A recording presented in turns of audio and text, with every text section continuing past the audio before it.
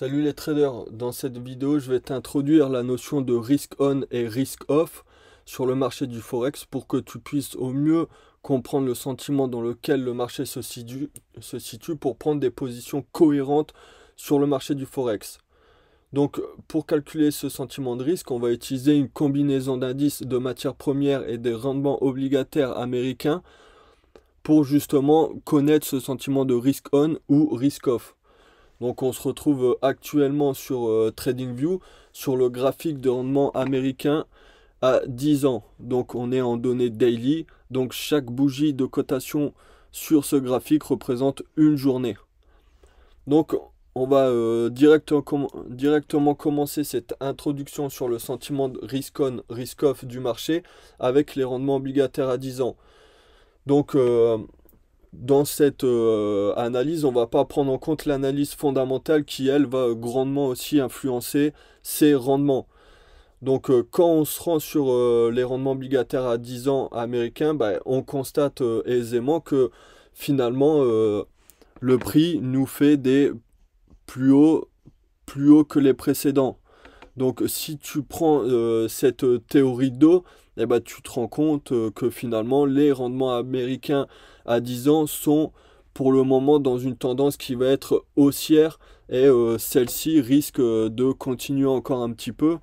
Car si on se rend sur le site internet du CME Group, là où ça te montre les probabilités de hausse des taux pour les futures interventions de la Fed à venir, eh ben, on se rend compte qu'il y a environ 72% des intervenants qui sont pour une hausse de taux de 0,25 points de base et actuellement ils sont 27 à avoir un sentiment haussier de 0,50 points de base. Donc qui dit une hausse finalement des points de base américains, eh ben, nous dit potentiellement une continuation haussière des obligations à 10 ans américaines. Et quand on compare ces obligations à 10 ans américaines avec l'or, eh ben, on peut aisément constater une corrélation qui va être inversée. Donc la hausse probable de 0,25 points de base de la part de la Fed devrait néanmoins finalement pousser l'or à la vente par cette corrélation qui est inversée. Donc si on part du constat que l'or risque de chuter, eh ben, ça nous indique que les intervenants en marché, eh ben, ils vont venir acheter du dollar. Donc si on vient y mettre notre indice du dollar, donc notre DXY, si on vient le placer, eh ben, on se rend compte que la hausse des taux d'intérêt à 10 ans américains bah, va favoriser une hausse du dollar. Donc ce qui va nous faire chuter le prix de l'or.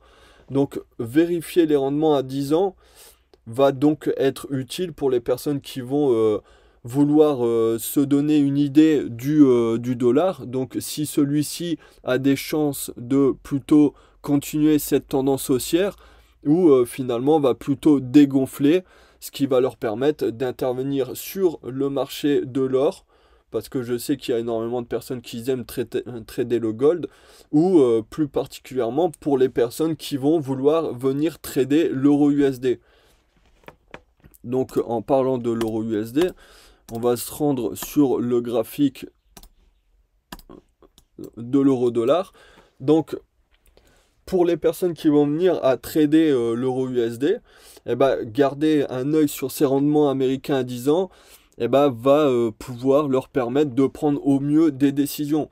Je ne vous dis pas de vendre agressivement l'euro dollar parce que comme on peut le voir depuis le 28 septembre, hein, date à laquelle l'euro dollar est en train de nous faire un rebond à la hausse, je dis pas qu'il faut vendre à tout prix, mais quand on regarde les rendements américains, et ben, eux, ils nous tendent plus à chercher finalement des polarités à la vente plutôt que de chercher des supports à l'achat. Donc le fait de regarder les rendements obligataires américains à 10 ans va te permettre de mettre le plus de probabilité dans ton sens possible. Donc c'est là où le sentiment de risque avec les rendements obligataires à 10 ans va rentrer en compte sur l'euro-dollar. Et ensuite, quand on analyse cette devise en elle-même, hein, quand on prend finalement cette vague de baisse, eh ben, on se rend compte que là, on a retracé 61,8 de toute cette vague de baisse. On peut voir qu'on arrive sur ce niveau de polarité qui est aussi finalement le chiffre rond des 1,10. Et pour le moment, là, l'euro-dollar, il est en train de nous faire potentiellement, c'est pas encore validé, mais une épaule tête-épaule, donc une figure de retournement à la baisse.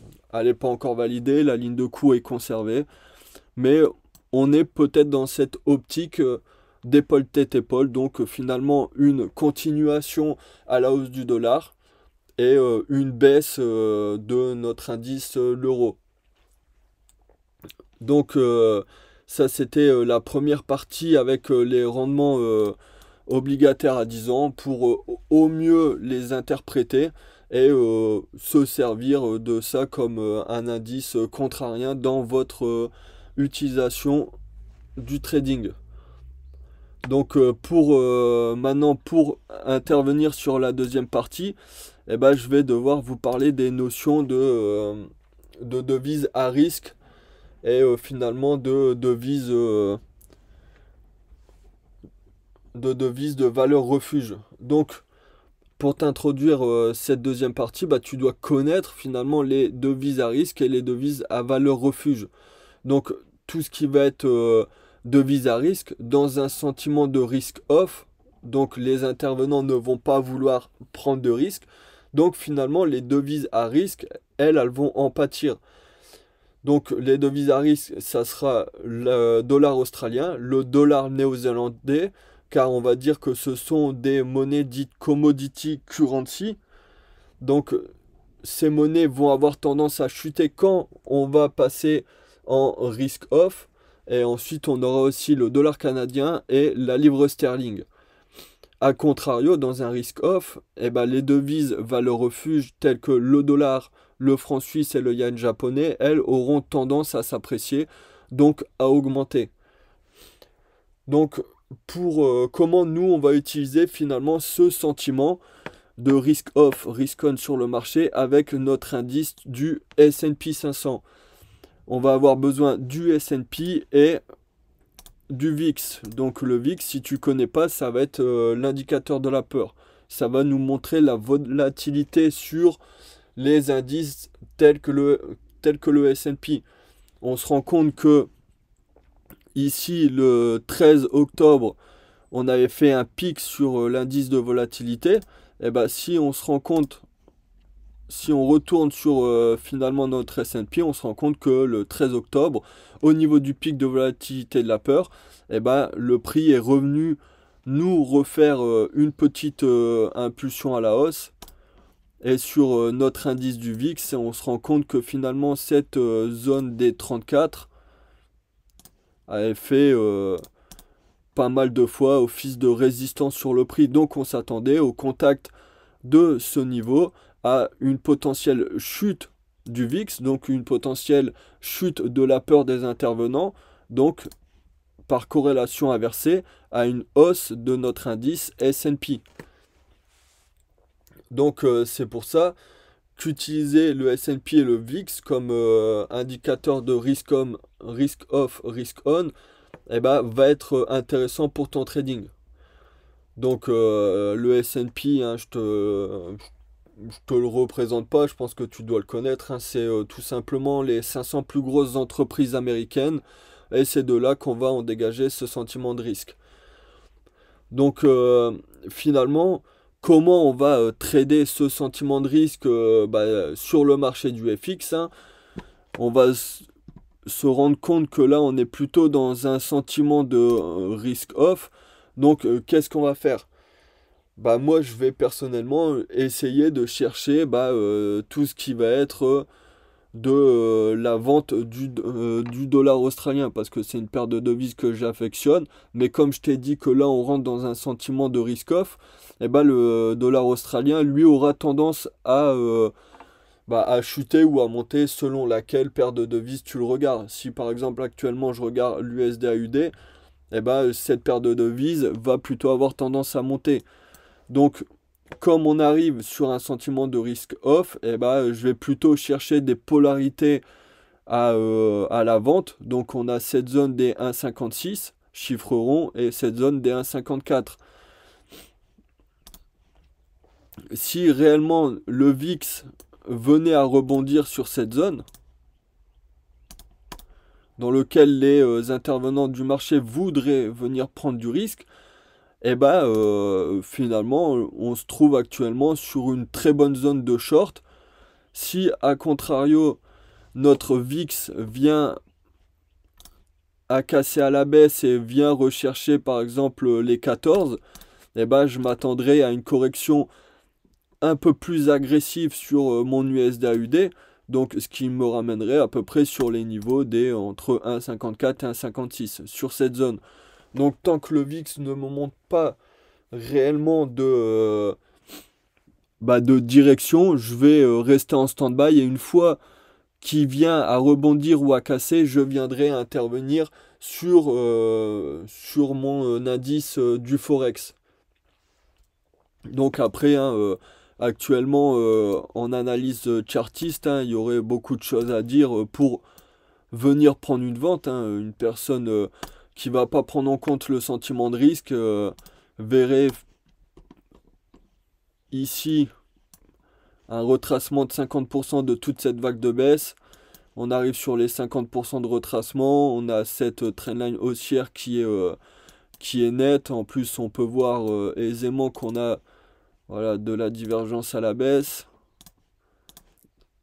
Donc, on a beaucoup d'indicateurs pour le moment qui nous laissent à penser qu'une potentielle chute de cet indice est à prévoir. En plus, on arrive sur un chiffre rond des 1,49 000. Donc, pour l'instant, on a trois confluences hein, qui nous laissent prédire une chute de cet indice. Mais moi, comme je t'ai dit, je suis quelqu'un qui est précautieux. J'attends vraiment beaucoup de confirmations avant de rentrer en position. Et finalement, je vais attendre une interprétation du VIX. Si celui-ci rebondit, je vais pouvoir prendre mon short. Si, à contrario, celui-ci vient à casser cette zone des 19, eh ben, j'attendrai un repli sur la zone des 14, ce qui représente sur mon graphique hein, cette zone que je t'ai représentée sur les 1,55, 1,56. Donc moi, c'est personnellement comme ça que j'utilise l'indicateur de sentiment de risk on, risk off pour venir prendre des décisions. Hein. Et ensuite, j'utilise un outil, hein, toujours dans ce sentiment de risk on, risk off. Je vous ai dégoté un petit outil gratuit. C'est le A1 Edge Finder.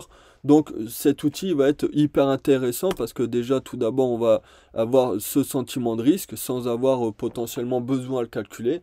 Il va nous dire automatiquement dans quel sentiment de risque on se trouve actuellement. Et une chose vraiment intéressante sur ce site, ça va être le sentiment retail.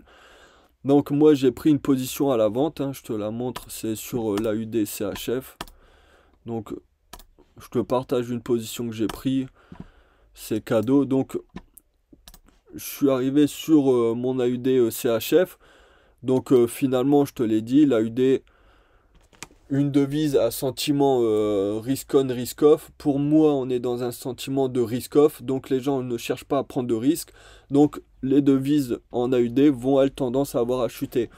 Donc, concrètement, comment ça se concrétise sur mon graphique? Donc ici on a eu cette vague impulsif correctif haussière. Et moi qu'est-ce que j'ai cherché à fiber? J'ai cherché à fiber cette vague de baisse. Donc on peut voir que cette vague de baisse est retracée à 50% Fibonacci. On se rend compte aussi que nos moyennes mobiles sont au-dessus du prix. Donc ce qui nous indique que c'est une tendance plutôt à la baisse. Et ensuite quand on passe sur du 4 heures, on pouvait voir qu'on avait cette trendline baissière qui était très nette avec une touche, deux touches, trois touches. Ensuite, quand on prenait cette impulsion baissière, et qu'on l'a fibé, et bah, finalement on arrivait sur les 50% de retracement de Fibonacci de toute cette vague impulsion baissière. Et ensuite on avait un petit peu de divergence. Et comment je suis rentré dans cette position? Finalement j'ai attendu un break en 1 heure de ces plus bas. Donc à la cassure de ces plus bas avec le pullback, et bah, je suis rentré à la vente. Pour l'instant le trade part en ma faveur, hein. Et je suis venu placer, et bah, un stop loss au-dessus de ma moyenne mobile à 50 périodes et au-dessus finalement des plus hauts pour laisser potentiellement le prix respirer. Parce que si on venait à placer un petit retracement Fibonacci, eh ben, on se rendait compte que le prix pouvait peut-être revenir rechercher ces niveaux Fibonacci avant de continuer sa baisse. Pour mon objectif théorique, eh ben, je suis allé chercher ici ce plus bas, hein, qui est une zone de polarité qui est un chiffre rond des 0,62 000. Et ensuite, cette polarité des 0,62 000 eh ben, correspond à toute cette vague de baisse. Si on prend une prolongation Fibonacci et qu'on la prend de là jusqu'à ici, eh ben, on arrive finalement à ce niveau de retracement des 0,62 000, donc qui est un chiffre rond.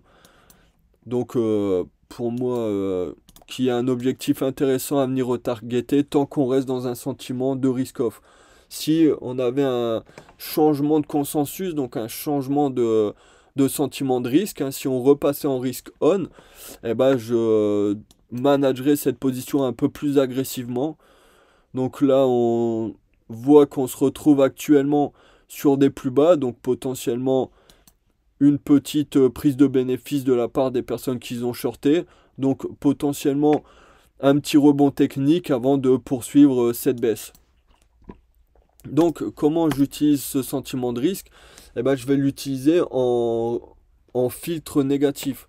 Donc on se rend compte que là on est sur la UDCHF et on se rend compte qu'il y a plus de 86% des traders retails qui vont être à l'achat sur cette paire de devises. Et il y a une statistique qui dit que plus de 90% des traders particuliers perdent de l'argent. Donc nous, on va éviter de se mettre dans leur sens et on va être un peu contrarien à leurs analyses et on va plutôt venir chercher des ventes. Je suis pas en train de te dire que dès que tu vois par exemple 4CHF à 93% de venir vendre agressivement cette paire de devises. Il faut que ce sentiment retails vienne finalement être un poids positif ou négatif dans ta prise de position. Pour moi, je m'en sers que en tant que fil négatif. Hein, c'est pas parce que je vais voir 86% des personnes acheter que je vais tout de suite me précipiter à la vente. J'ai mis un contexte. Je mets mon contexte de sentiment de risk on, risk off. Et ensuite, j'analyse graphiquement. J'utilise l'analyste chartiste pour au mieux peaufiner ma prise de décision. Hein. C'est pas, tu vas pas sur le site, tu vois pas qu'il y a autant de traders retail qui sont à la vente. Donc tu viens agressivement acheter ou vendre cette paire de devises parce que les retails sont en train d'acheter ou de la vendre. Tu mets ça dans un contexte finalement qui est global et c'est finalement un filtre que tu vas te mettre pour ou pas prendre cette position. Donc c'est tout pour moi pour cette analyse sur ce sentiment de risk on, risk off sur le marché. Donc oublie pas d'utiliser les rendements américains à 10 ans pour au mieux connaître la tendance du dollar. Et comme on dit, hein, le dollar finalement c'est ce qui va driver les marchés du Forex. Donc si tu arrives à savoir ou à mettre le plus de probabilité possible dans soit une continuation haussière du dollar, soit un dégonflement de celui-ci, ça va t'aider finalement à prendre ce sentiment de risk on ou risk off. Donc c'est tout pour moi sur le sentiment de risque. J'espère que cette vidéo va t'aider à prendre de meilleures décisions dans son trading. Et je te souhaite de bons trades et que tu sois profitable sur les marchés financiers.